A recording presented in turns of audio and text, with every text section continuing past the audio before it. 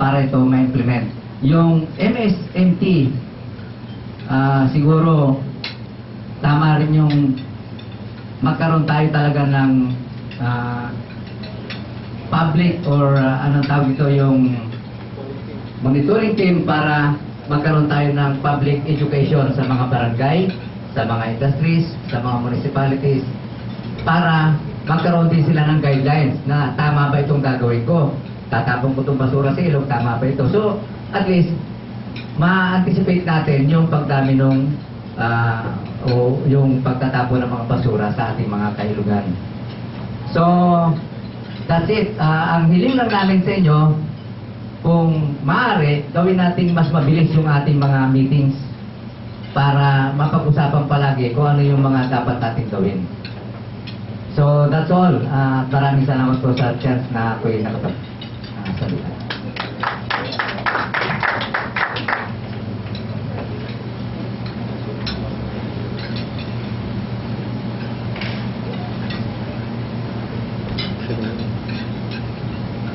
Maraming salamat po. Nakakatuwa naman po ito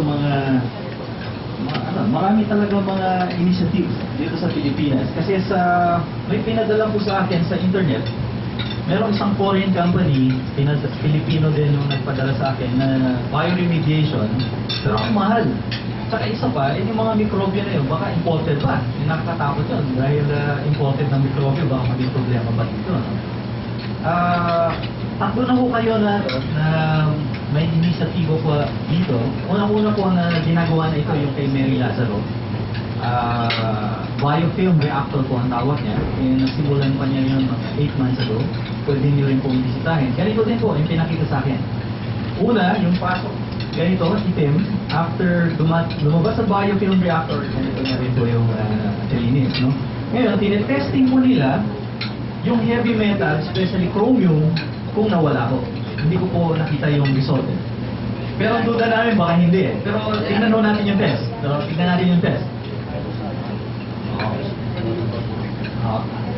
Okay. So, maganda ito dahil mga locally grown na microorganisms na na-isolate. Yung ikalawa mo na gumagawa nito, si Mr. Maranan, nagsabi din po.